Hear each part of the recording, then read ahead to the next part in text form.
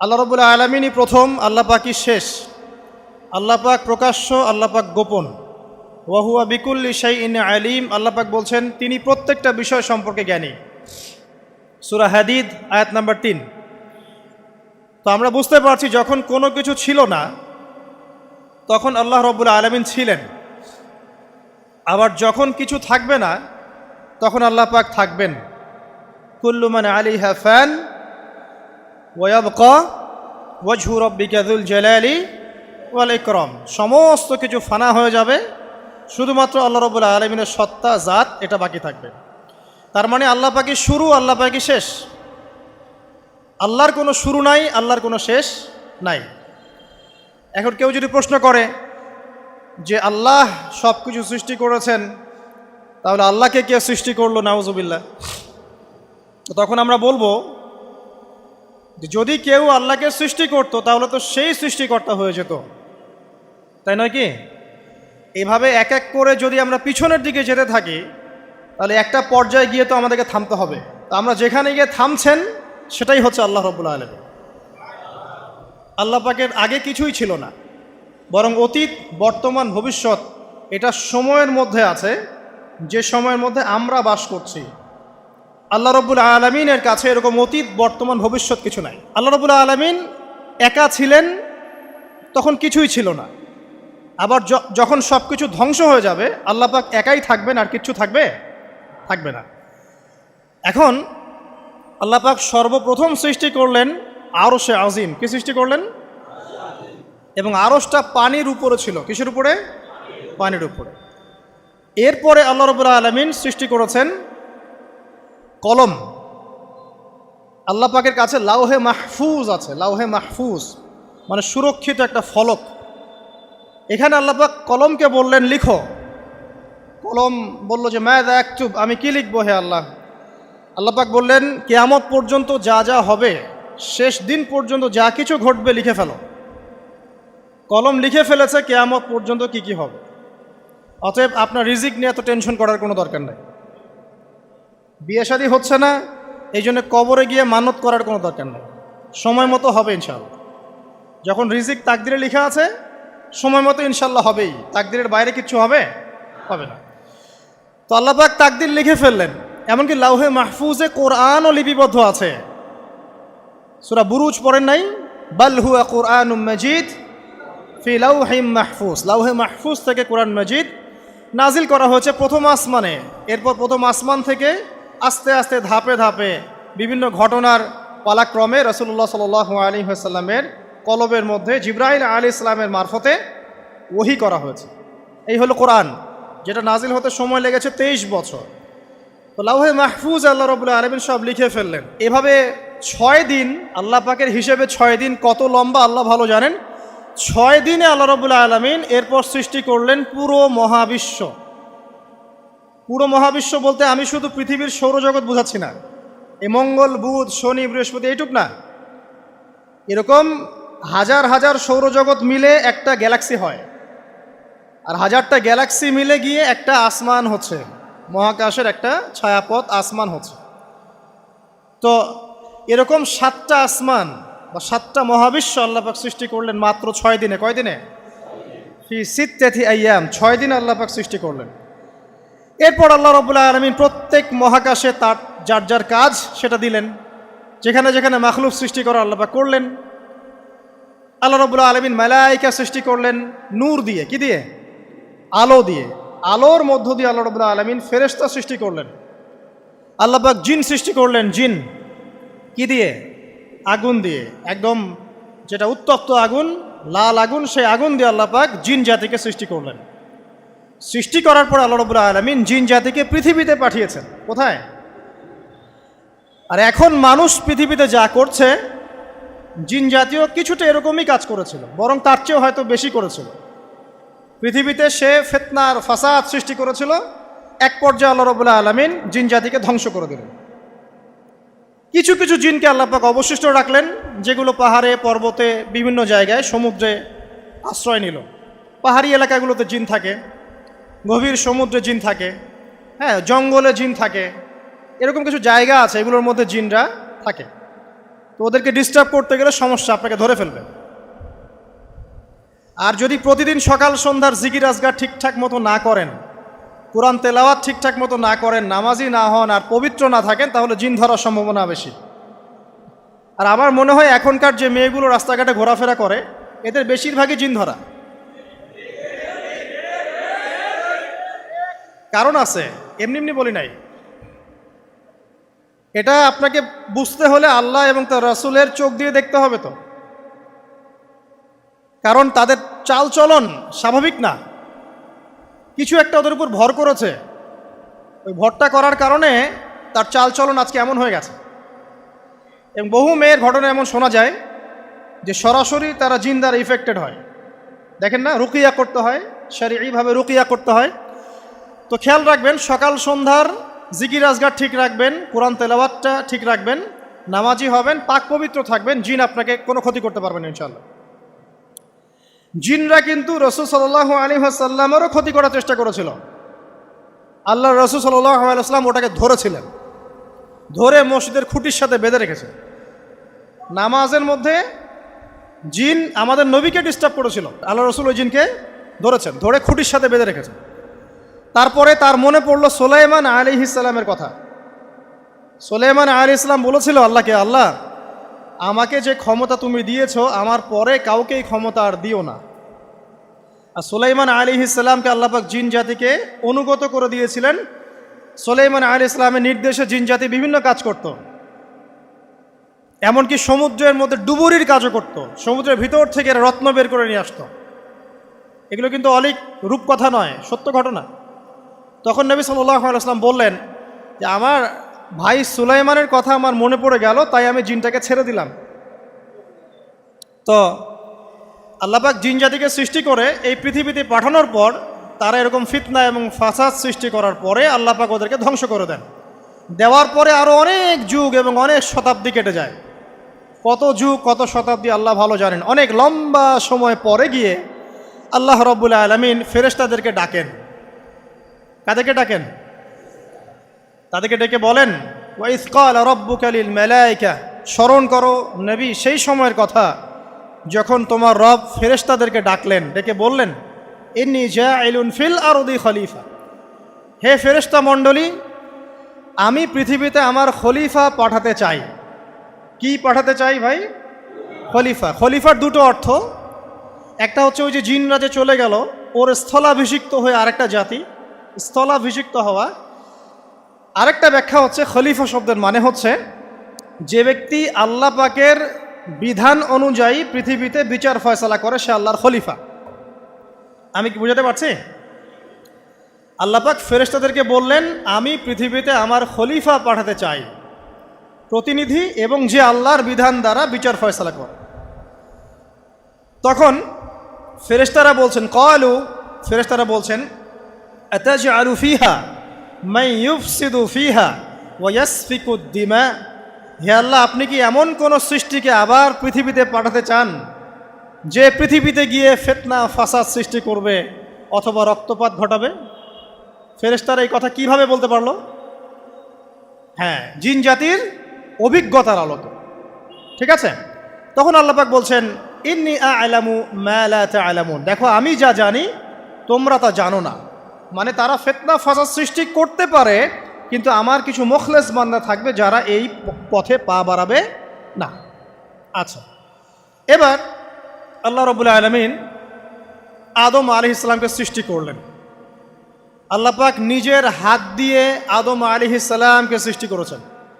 সূরা সদের মধ্যে আল্লাহ পাক বলেছেন, দেখুন, মহাবিশ্বের কোনো সৃষ্টির ব্যাপারে বলা হয়নি যে খলাকতু বিয়াদাই, আমি নিজ হাতে তাকে সৃষ্টি করেছি।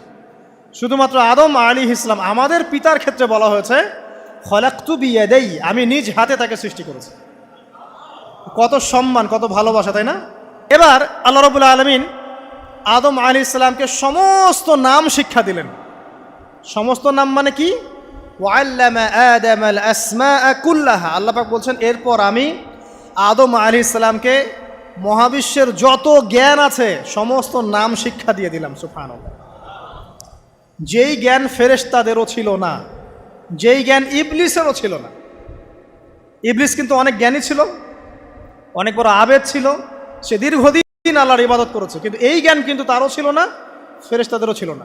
সুম্মা আরাদাহুম আলাল মালাইকা, এরপর আল্লাহ রাব্বুল আলামিন আদম আলাইহিস সালামকে ফেরেশতাদের সামনে নিয়ে আসলেন, উপস্থাপন করলেন। মহাবিশ্বের ঘটনা, এটা ঘটছে, চিন্তা করেন, এটা কিন্তু ঘটেছে আগে, অতীত। এবার সমস্ত ফেরেশতার সামনে আদম আলাইহিস সালামকে নিয়ে আসা হচ্ছে। এবার বলা হচ্ছে যে হে ফেরেশতারা, তোমরা এই নামগুলো বলে দাও দেখি, তোমরা যদি সত্যবাদী হও। তো ফেরেশতারা বলছেন লা ইলমা লানা ইল্লা মা আল্লামতানা, হে আল্লাহ, আপনি আমাদেরকে যা শিখিয়েছেন এর বাইরে তো কোনো জ্ঞান নাই আমাদের। তারপর আল্লাহ পাক আদমকে বললেন আলাইহিস সালাম, হে আদম, তুমি সব নাম বলে দাও দেখি। এরপর আদম আলাইহিস সালাম সমস্ত নাম একটা একটা করে বলে দিলেন। তাহলে আমাদের পিতা জ্ঞানী ছিলেন, নজ্ঞ ছিলেন? আর আমরা তার সন্তান হিসেবে জ্ঞানী নজ্ঞ? এটা আমাদের শোভা পায়?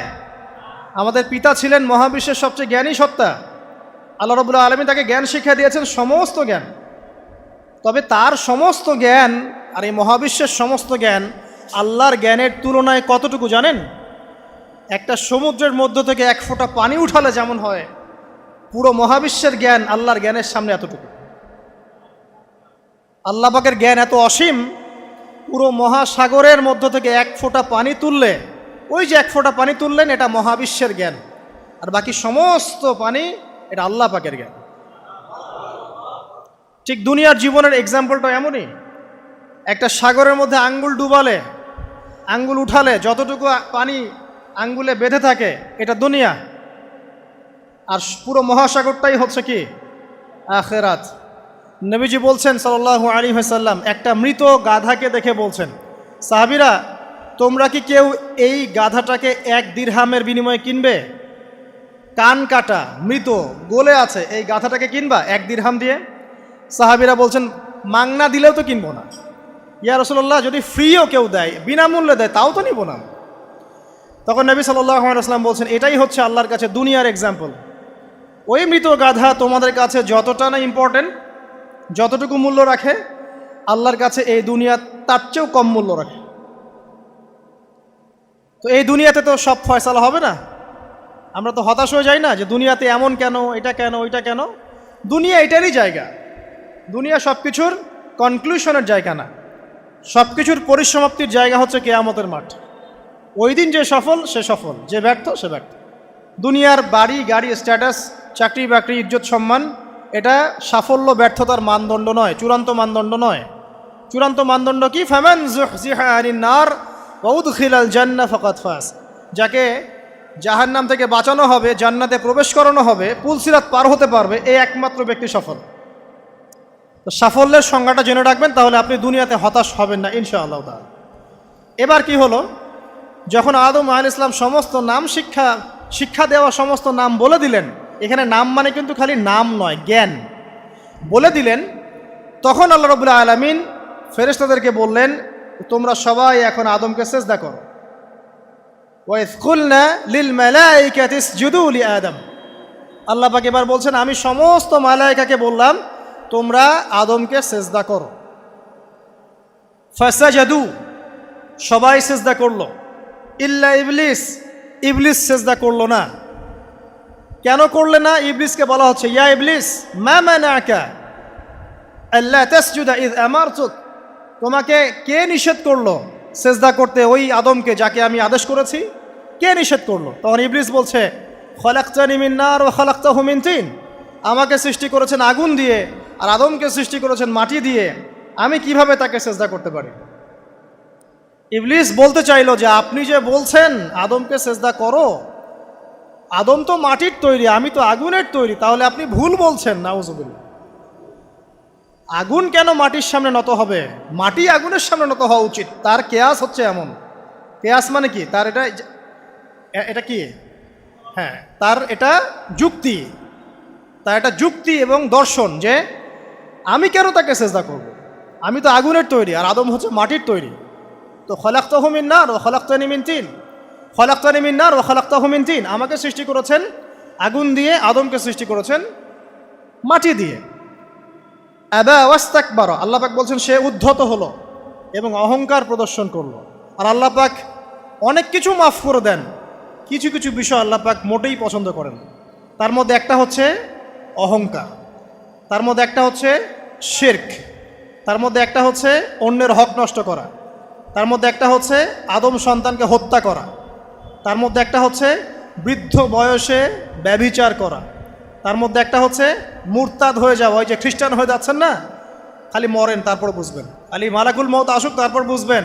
আল্লাহ রাব্বুল আলামিন বলছেন তার রাসূলের মাধ্যমে, কেউ যদি সাক্ষ্য দেয় আল্লাহ ছাড়া কোনো মাবুদ নাই, মুহাম্মদ সাল্লাল্লাহু আলাইহি ওয়াসাল্লাম শেষ নবী, ঈসা ইবনে মারইয়াম আল্লাহর প্রেরিত নবী, আল্লাহর পুত্র নন, জান্নাত সত্য এবং জাহান্নাম সত্য, এই পাঁচটা বিষয় যদি কেউ সাক্ষ্য দেয় ইনশাআল্লাহ সে জান্নাতে যাবে, তার আমল যেমনই হোক না কেন। টাকার বিনিময়ে, চাকরির বিনিময়ে, সমাজসেবার নামে আর চিকিৎসার নামে ইমান বিক্রি করে ফেললেন, সুবহানাল্লাহ সুবহানাল্লাহ। তোমাদের এই পৃথিবীতে বেঁচে থাকার চাইতে মাটির তলে চলে যাওয়া ভালো। আবর্জনার কোনো প্রয়োজন নাই আল্লাহর এই জমিনে। এই মুসলিম উম্মার আবর্জনার কোনো প্রয়োজন নাই। এই মুসলিম উম্মার ইমানদার সাহসী তরুণ প্রজন্মের দরকার। আল্লাহ পাক কবুল করুন, আমিন। এরপরে কি হলো? ইবলিস সেজদা করলো না, আবা ওয়াস্তাকবার, সে উদ্ধত হলো এবং অহংকার প্রদর্শন করলো। এবার আল্লাহ পাক জিজ্ঞাসা করলেন, কেন করলে না, কেন করলে না? সে বলল যে আগুন দিয়ে সৃষ্টি করেছেন আমাকে, তাকে সৃষ্টি করেছেন আপনি মাটি দিয়ে, সো আপনি ভুল আমি সঠিক, আমি কেন তাকে সেজদা করি? আল্লাহ পাক তখন আর তার প্রতি রহম করলেন না। আল্লাহ পাক তখন তাকে বলছেন ফখরুজ মিনহা, এখান থেকে বেরো। আল্লাহ পাক যেমন গফুর রহিম আরহামুর রহিমিন, ঠিক তেমনি আল্লাহ পাক শাদীদুল ইকাব, কঠিন শাস্তিদাতাও বটে। আল্লাহ পাক শুধু কি দয়াই করবেন, শাস্তি দিবেন না? দিবেন। ফখরুজ, অপদস্থ হয়ে লাঞ্ছিত হয়ে এখান থেকে বের হয়ে যাও। এখানে অহংকার করার অধিকার তোমাকে দেয়া হয় না, এখান থেকে বের হয়ে যাও। এবার ইবলিস বের হয়ে যাচ্ছে। বের হয়ে যাওয়ার সময় ইবলিস বলছে রব্বি, কি বলছে? রব্বি। দেখেন ইবলিস আল্লাহকে বলছে রব্বি, মানে ইবলিস আস্তিক। ইবলিস কি আস্তিক? ইবলিস আল্লাহ বিশ্বাস করে। ইবলিস বলছে রব্বি, হে আমার রব, আনজিরনি ইলা ইয়াউমি ইউবআসুন, আমাকে কিয়ামত দিবস পর্যন্ত অবকাশ দেন। আমাকে তো বের করে দিচ্ছেন, ঠিক আছে, আমাকে কিয়ামত দিবস পর্যন্ত অবকাশ দেন। শব্দ চয়ন হচ্ছে রব্বি, হে আমার রব, মানে ইবলিস কিন্তু নাস্তিক না। তাহলে এখন যারা এই যে এথিজমে বিশ্বাস করছেন, আসলে এরা কেউ নাস্তিক না, এরা ইসলাম বিদ্বেষী। কখনো দেখবেন না তাদেরকে অন্য ধর্মের কোনো বিষয় নিয়ে কটু মন্তব্য করছে, প্রশ্ন উত্থাপন করছে, এমনটা খুব কমই দেখবেন। এতে যত মাথা ব্যথা ইসলাম নিয়ে। এখানে দেখেন ইবলিসের কথা বলছি, ইবলিস কিন্তু আস্তিক। ইবলিস কি বলছে? রব্বি আনজিরনি ইলা ইয়াউমি ইউবআসুন, হে আমার রব। ইবলিস জানে যে আল্লাহ তার রব। ওই যে সূরা হাশরের শেষের দিকে পড়ে দেখবেন ইবলিস বলে উকফুর, তোমরা কুফরি করো। তারপরে মানুষ যখন কুফরি করে সে বলে আমি ইন্নী আখাফুল্লাহ রাব্বাল আলামিন, আমি আল্লাহকে ভয় করি যে জগৎ সমূহের প্রতিপালক। শয়তানকে মানুষ গিয়ে জিজ্ঞাসা করবে, জাহান্নামীরা, তুমি আমাদেরকে পথভ্রষ্ট করেছিলে। শয়তান বলবে আমি কিচ্ছু করি নাই, আমি তোমাদেরকে কোনো কাজে ফোর্স করি নাই, আমি শুধু তোমাদেরকে ওয়াসওয়াসা দিয়েছি, তোমরা নিজেরাই কাজ করেছো। ফালা তালুমুনি ওয়ালুমু আনফুসাকুম, সূরা ইব্রাহিম পড়ে দেখেন। শয়তান বলবে তোমরা আমাকে লানত করো না, নিজেদেরকেই লানত করো, আমি তো তোমাদেরকে বাধ্য করে কাজ করাই নাই, তোমরা নিজেরাই করেছো এই কাজগুলো। আসুন সামনে যাই। এবার আল্লাহ পাক যখন ইবলিসকে বের করে দিলেন, সে বলছে আমাকে কিয়ামত পর্যন্ত অবকাশ দিন। কিয়ামত পর্যন্ত অবকাশ নিয়ে ইবলিস কি করবে?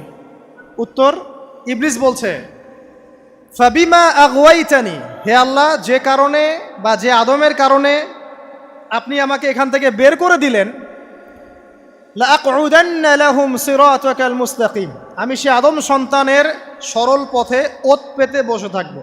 শয়তানের কথা কি মনে থাকবে যুবক ভাইরা? শয়তানের চ্যালেঞ্জ কি? আমি আদম সন্তানের সরল পথে ওত পেতে বসে থাকবো, মানে আমার আপনার সবার পথে সে ওত পেতে বসে আছে। এটা যদি মাথায় থাকে তাহলে জীবনে চলা সহজ হয় না? আচ্ছা, আর কি করব? সুম্মা লাআতিয়ান্না মিন বাইনি আইদিহিম, শুধু বসেই থাকবো না, আমি আসবো তাদের সামন থেকে, ওয়া মিন খালফিহিম, তাদের পিছন থেকে, ওয়া আন আইমানিহিম, তাদের ডান দিক থেকে, ওয়া আন শামাইলিহিম, তাদের বাম দিক থেকে, ওয়ালা তাজিদু আকসারাহুম শাকিরিন, হে আল্লাহ, আপনি বেশিরভাগ আদম সন্তানকে শুকরগুজার পাবেন না। কার কথা? শয়তানের। এই কথাটা কি সত্য না মিথ্যা? এখন বেশিরভাগ লোক নামাজ পড়ে না পড়ে না? পড়ে পড়ে না। বেশিরভাগ মুসলিমের দাড়ি আছে না নাই? বেশিরভাগ মুসলিম সুদ খায় না খায় না? এখন বেশিরভাগ তরুণ প্রজন্মের জেনায় আছে না নাই? পর্নোগ্রাফি সবাই দেখে না দেখে না? অন্যের সম্পদ আত্মসাৎ মানুষ করছে না? দুর্নীতি করছে না? ঘুষ খাচ্ছে না? ইসলামের বিধান 100% পালন করে কত পার্সেন্ট মানুষ? খুব কম। আচ্ছা বাদ দেন এত বড় বড় কথা, শুধু কোরআনুল কারীম তেলাওয়াত করতে পারে কতজন মানুষ? বলি না আমরা 90% মুসলিমের বাংলাদেশ, তো 90% মুসলিমের বাংলাদেশে কত ভাগ মুসলিম কোরআন তেলাওয়াত করতে পারে? একটা শুমারি করে দেখেন, কোরআন শুমারি। এটা কোরআন শুমারি করে দেখেন যে কত পার্সেন্ট মুসলিম শুদ্ধ করে কোরআন পড়তে পারে।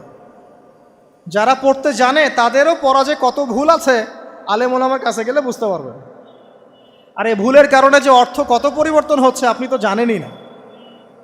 তো এই যে শয়তান বলেছে ওয়ালা তাজিদু আকসারহুম শাকিরিন, আপনি বেশিরভাগকেই শুকরগুজার পাবেন। তো কথা সত্য না মিথ্যা? দেখেন, ও কিন্তু তার মিশনের মধ্যে ঠিকই আছে।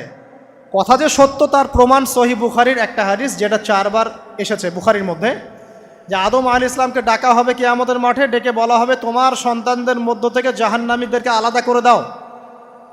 আদম আলাইহিস সালাম বলবেন কতজনকে আলাদা করে দিব? আল্লাহ পাক বলবেন প্রতি 1099 জনকে জাহান্নামের জন্য আলাদা করে দাও। শয়তানের কথা ঠিক না বেঠিক? এবার আল্লাহ রাব্বুল আলামিন তাকে বের করে দিলেন। ইবলিস এবার বের হয়ে গেল, চ্যালেঞ্জও করলো। এবার আল্লাহ পাক আদম আলাইহিস সালামকে ডেকে বলছে ইয়া আদম, এবার আদম আলাইহিস সালামের এই যে পাজর মানে বুকের পাজর, এখান থেকে তার সঙ্গিনীকে সৃষ্টি করা হলো। কারণ আদম আলাইহিস সালাম একাকী ছিলেন, একা কি থাকা যায়? একা থাকতে কষ্ট হয় না? একজন জীবন সঙ্গী লাগে না? তো আদম আলাইহিস সালামের এই বাম পাজরের হাড় থেকে হাওয়া আলাইহিস সালামকে সৃষ্টি করা হলো। সৃষ্টি করার পর আরও একটা ঘটনা আছে যে আল্লাহ রাব্বুল আলামিন আদম আলাইহিস সালামের পিঠের যে অংশটুকু আছে, এই অংশটুকু থেকে আগামীতে যত আদম সন্তান আসবে সবাইকে ছোট ছোট পিঁপড়ার আকৃতিতে সামনে নিয়ে দেখালেন। সুবহানাল্লাহ। যত আদম সন্তান আসবে আল্লাহ পাক সবাইকে আদমের সামনে দেখালেন এবং বললেন এই যে শুভ্র অংশ যারা, মানে সাদা অংশ যারা, তারা তোমার সন্তানদের মধ্য থেকে সবাই জান্নাতি। আর তোমার এই যে বাম পাশে যেগুলো কালো কালো ছোট ছোট আকৃতি দেখছো, এগুলো সব তোমার সন্তানদের মধ্য থেকে জাহান্নামী। আমরা দোয়া করি আমরা তাদের অন্তর্ভুক্ত না হই। এবার আল্লাহ পাক সবাইকে বললেন, সূরা আরাফের মধ্যে আসছে 182 নম্বর আয়াতে মনে হয়, আল্লাহ পাক বলেন আলাস্তু বিরব্বিকুম, হে আদমের সন্তানরা আমি কি তোমার রব নই? আমি কি তোমাদের রব নই? আলাস্তু বিরব্বিকুম, আমি কি তোমাদের রব নই? আলাস্তু বিরব্বিকুম, আমি কি তোমাদের রব নই? আমরা সবাই তখন বলেছিলাম বালা ইয়া রব্বি, অবশ্যই আপনি আমাদের রব। আমরা এখন ভুলে গেছি না? আমরা সবাই এই সাক্ষী দিয়ে আসছি রুহের জগতে। আর রুহের জগৎ বলে একটা জগৎ আছে, অনেক জগৎ আছে। রুহের জগৎ একটা, দুনিয়ার জগৎ একটা, জিন জাতির জগৎ আলাদা, বারজাখ পরকালে যে কবরে রাখার পরে বারজাখের জগৎ একটা, আর দারুল করার যেটা হবে একদম জান্নাত জাহান্নাম, ওটা আরেকটা জগৎ। এই যে মহাবিশ্ব যে সম্প্রসারিত হচ্ছে, এক এক গ্যালাক্সিতে এক একটা জগৎ না, এরকম বহু জগৎ আছে। রুহের জগতে আমরা এই ওয়াদা আল্লাহর কাছে করে এসেছি। এটাকে আহদে আলাস্তু বলে। কি বলে? আহদে আলাস্তু, মানে আলাস্তু বি রব্বিকুম, আমি কি তোমাদের রব নই? আমরা বলেছিলাম হ্যাঁ আপনি আমাদের রব। একটা মজার কথা আছে এখানে, যখন আদম আলাইহিস সালাম দেখছিলেন তার সন্তানদেরকে সাদা সাদা আকৃতি ছোট ছোট, এর মধ্যে একটা সন্তানকে দেখে, একজন সন্তানকে দেখে তার প্রচণ্ড ভালো লেগেছিল এবং তিনি অত্যন্ত সুদর্শন ছিলেন। তাকে দেখে তার প্রচণ্ড রকম ভালো লেগেছিল। আল্লাহ পাককে তিনি জিজ্ঞাসা করলেন, হে আল্লাহ, আমার সন্তানদের মধ্যে একে, এই সুন্দর সন্তান কে? আল্লাহ পাক বললেন সে হচ্ছে তোমার সন্তান দাউদ। কি নাম? দাউদ আলাইহিস সালাম। আর আপনাকে বলে রাখি, আদম আলাইহিস সালামের ব্যাপারে যেমন আল্লাহ পাক বলেছেন আদম আমার খলিফা, ঠিক দাউদ আলাইহিস সালাম সম্পর্কেও আল্লাহ পাক বলেছেন দাউদ আমার খলিফা। বুঝতে পারলেন?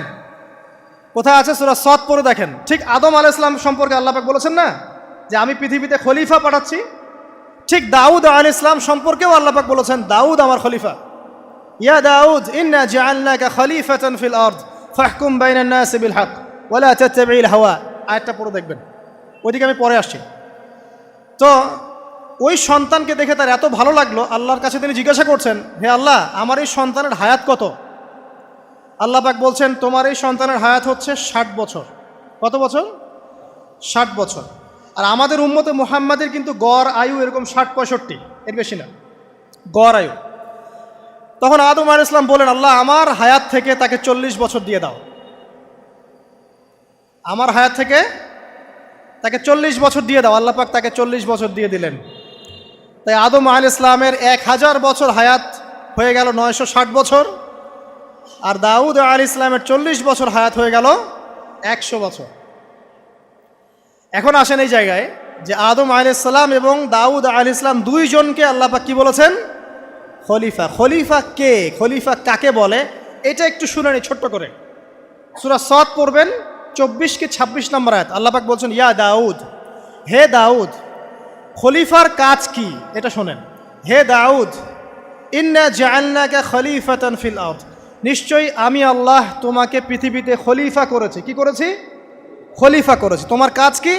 ফাহকুম বাইনান নাসি বিল হক, মানুষের মাঝে আল্লাহর বিধান দ্বারা হকের মানদণ্ডে বিচার ফয়সালা করবে।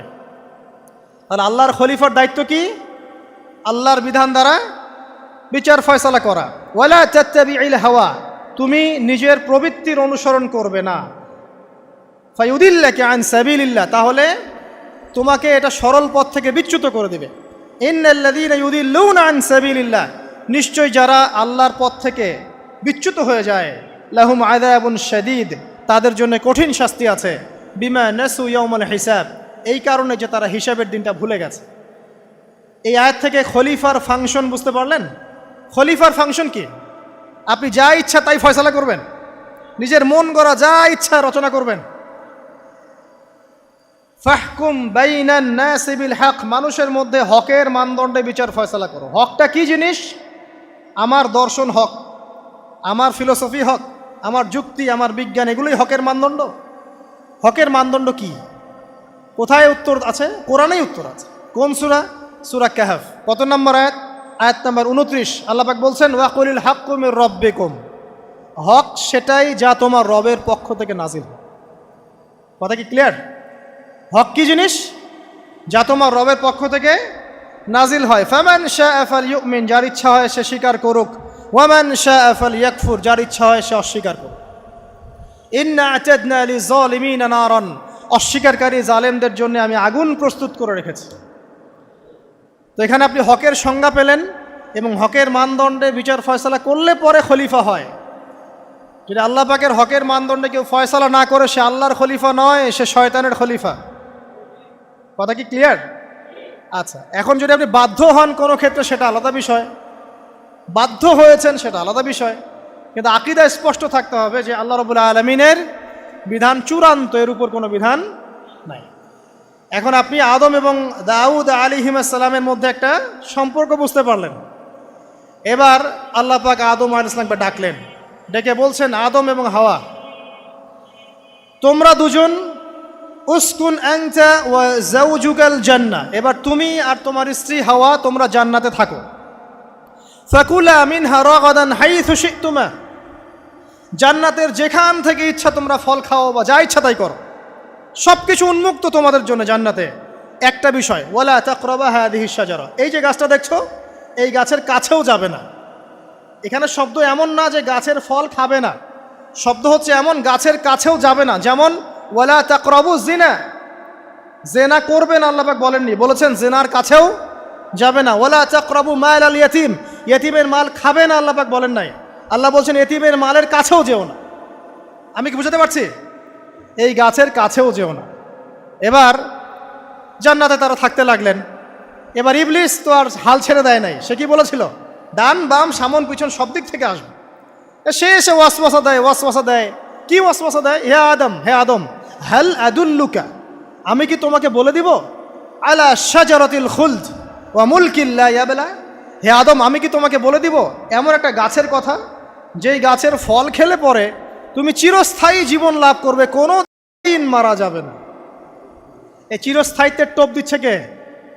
এই চিরস্থায়ী ক্ষমতার টোপে মানুষ পথ হারাচ্ছে না পৃথিবীতে। ওয়া মুলকিল লা ইয়াবলা, এমন রাজত্ব পাবে যেই রাজত্ব কখনো ক্ষয় হবে না। চিরস্থায়িত্বের টোপ, রাজত্বের টোপ, এই দুটোই হচ্ছে পৃথিবীতে মানুষকে পথভ্রষ্ট করার শয়তানের অস্ত্র। কথা মনে বুঝতে পারেন না? আমার মাথার উপর দিয়ে যাচ্ছে, বুঝতে পারবেন ইনশাআল্লাহ। তো টোপ দিচ্ছে দুইটা, হাল আদুল্লুকা আলা শাজারাতিল খুলদ ওয়া মুলকিল লা ইয়াবলা। করতে করতে করতে করতে একদিন সত্যি সত্যি আমাদের পিতামাতা সেই গাছের কাছে চলে গেলেন। যখনই চলে গেলেন, ফালাম্মা যাকা শাজারা, যখন তারা গাছের কাছে চলে গেলেন, বাদাত লাহুমা সাওআতিহিমা, তাদের পরনে যে জান্নাতি কাপড় ছিল ধাপাস করে খুলে পড়ে গেল।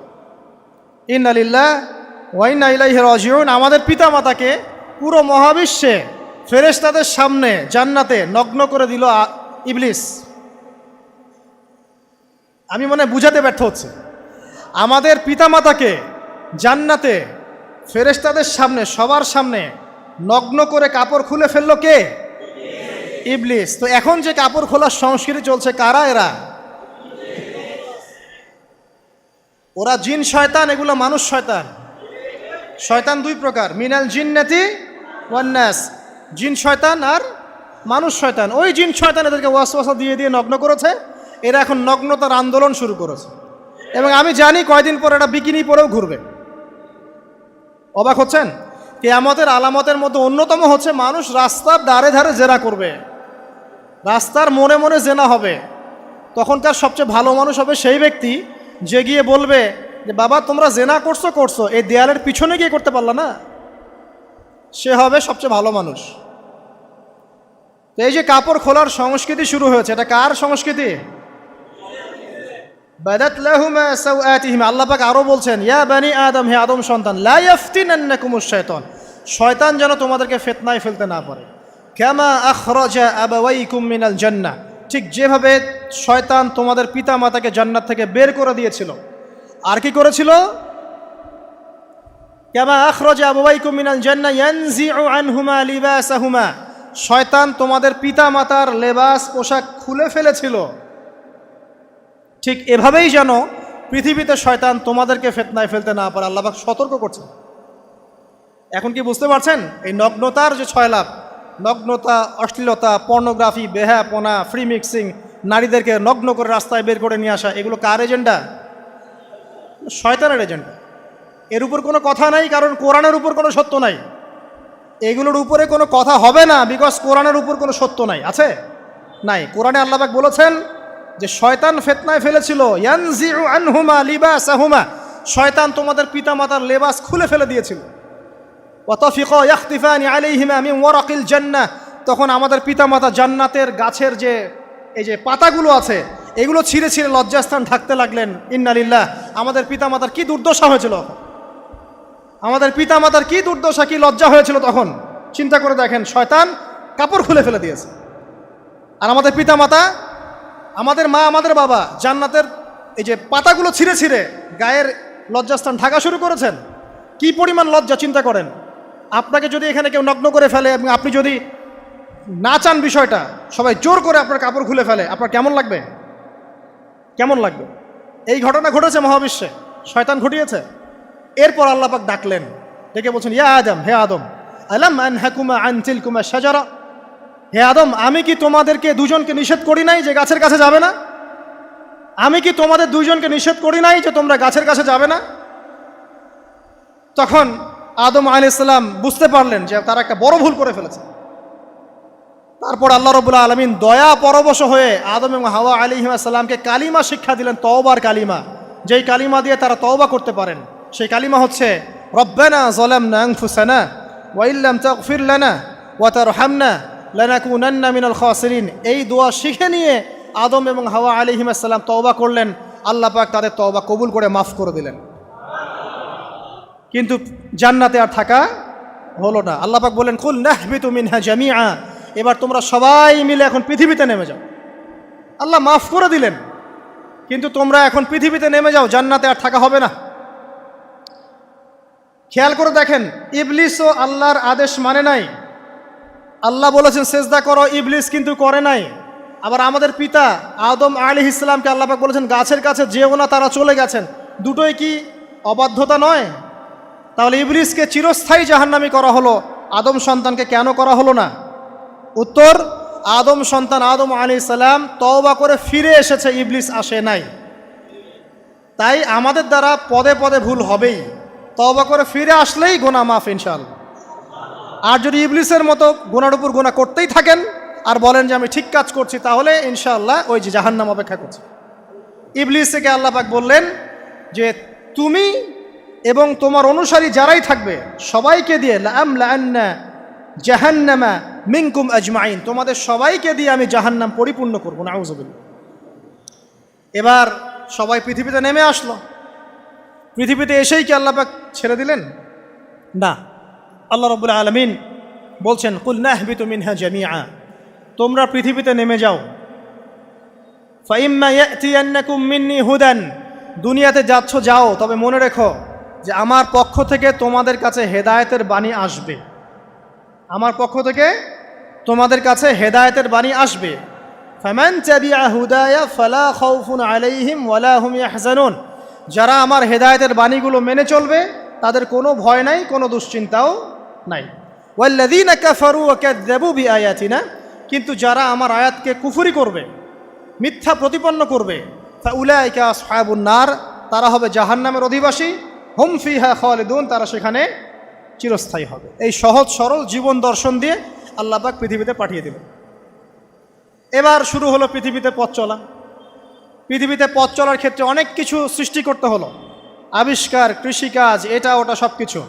আদম আলাইহিস সালামকে আল্লাহ পাক সেই জ্ঞান ওহির মাধ্যমে শিক্ষা দিলেন। কৃষিকাজ আল্লাহ পাক শিক্ষা দিয়েছেন, চাকা সৃষ্টি করা আল্লাহ পাক শিক্ষা দিয়েছেন, বাহন সৃষ্টি করা আল্লাহ পাক শিক্ষা দিয়েছেন। যত রকম জ্ঞান আছে সমস্ত জ্ঞান এসেছে নবীদের পক্ষ থেকে। সব কিছু জ্ঞানের মূল ভিত্তি এসেছে নবীদের কাছ থেকে, আল্লাহর ওহির কাছ থেকে। যত সভ্যতা দেখছেন বড় বড়, সমস্ত সভ্যতা শুরু হয়েছে নবী দ্বারা, এবং সভ্যতা শেষও হবে একজন নবী দ্বারা। তার নাম কি? ঈসা ইবনে মারইয়াম। আদম আলাইহিস সালাম আল্লাহর দেয়া শিক্ষায় শিক্ষিত হয়ে দুনিয়াতে চলতে লাগলেন এবং তওবা ইস্তেগফার করতে লাগলেন, কাঁদতে লাগলেন। দীর্ঘকাল তারা ক্রন্দন করেছেন। কি কারণে? ওই যে একটা ভুল তারা করে ফেলেছে। দুনিয়াতে এসে ক্রন্দন করতে করতে করতে করতে আল্লাহ রাব্বুল আলামিন এক পর্যায়ে তওবা কবুল করে ফেললেন। এবার সামনে যান, তাদের সন্তান হলো হাবিল এবং কাবিল। নাম শুনেছেন? শোনেন নাই? হাবিলের কুরবানি কবুল হয়, কাবিলের কুরবানি কবুল হচ্ছে না। বিকজ কাবিল এর কুরবানির মধ্যে ইখলাস নাই। ভাইয়ের কুরবানি কেন কবুল হচ্ছে, আমারটা কেন হচ্ছে না? হিংসার বশবর্তী হয়ে কাবিল হাবিলকে হত্যা করে ফেলল। নবী পরিবারের সদস্য হয়েও কাবিল এরকম অন্যায় করে ফেলল। আর কি হলো? রাসূল সাল্লাল্লাহু আলাইহি সাল্লাম বলেছেন, পৃথিবীতে যত মানুষ অন্যায়ভাবে নিহত হবে, পৃথিবীতে যত মানুষ অন্যায়ভাবে খুন হবে, সমস্ত খুনের পাপের একটা অংশ কাবিলের আমলনামায় যুক্ত হবে। কারণ সেই প্রথম খুন চালু করেছে। এই যে আজকে গুনাহে জারিয়া চালু করছেন না, সুদী এনজিও, সুদী সমিতি, সিনেমা হল, এইটা ওইটা, মদের বার, যত গুনাহে জারিয়া চালু করছেন, মৃত্যু হবে, কবরে যাবেন ঠিকই, কিন্তু গুনাহ কমবে না ইনশাআল্লাহ। মনে করেন একজন নগ্ন ছবিতে অভিনয় করেছে, ঠিক আছে, এখন নাই পৃথিবীতে, বা কেউ অশ্লীল গান বাজনা করে দুনিয়া থেকে বিদায় নিয়েছে, দুনিয়াতে তার গান এখনও বাজছে, সে কবরে শুয়ে শুয়েই সেই গুনাহগুলো পাচ্ছে।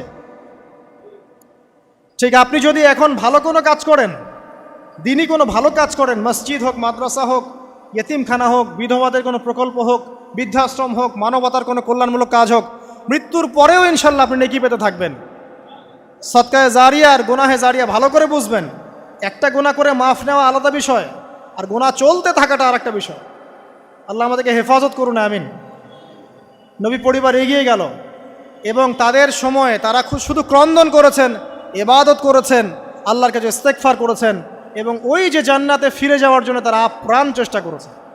এক পর্যায়ে আদম আলাইহিস সালামের বয়স যখন 960 বছর হলো, আল্লাহ রাব্বুল আলামিন তাকে ওফাত দিলেন, তার ইন্তেকাল হয়ে গেল। ইন্না লিল্লাহি ওয়া ইন্না ইলাইহি রাজিউন। এরপরেও নবী পরিবার চলতে লাগলো, চলতে চলতে পরবর্তীতে আসলেন নূহ আলাইহিস সালাম, তারপরে ইব্রাহিম, আদ জাতি, তারপর সামুদ, তারপরে শুআয়ব, কওমে মাদিয়ান, মূসা, দাউদ, সুলাইমান, ইসহাক, ইয়াকুব, নবী পরিবার চলতেই লাগলো।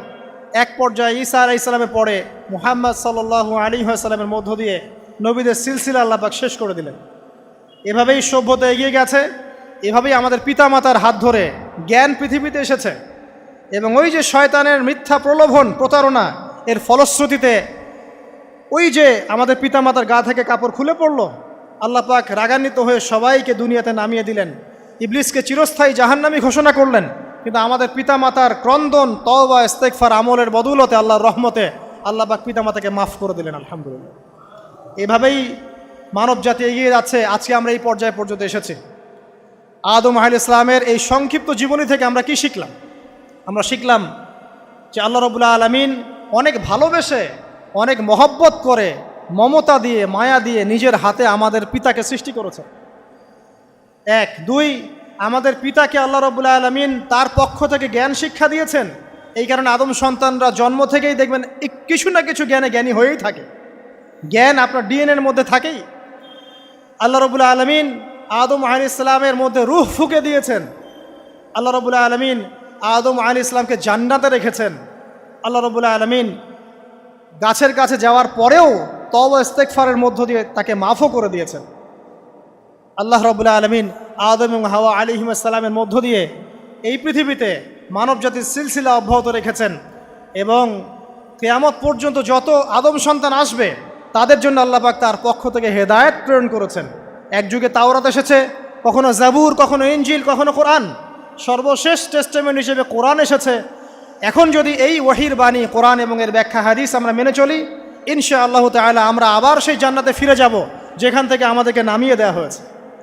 আর যদি আমরা কোরআন এবং হাদিস বা আল্লাহর ওয়াহির পরোয়া না করি, এর আলোকে জীবন না গড়ি, তাহলে ওই ইবলিসের সাথেই আমাদেরকে জাহান্নামে থাকতে হবে, নাউযুবিল্লাহ। আল্লাহ রাব্বুল আলামিন আমাদের সবাইকে কোরআন এবং সুন্নাহ, আল্লাহর ওয়াহি মেনে চলার তৌফিক দান করুন এবং ইবলিসের খপ্পর থেকে আল্লাহ পাক আমাদেরকে বাঁচিয়ে রাখুন।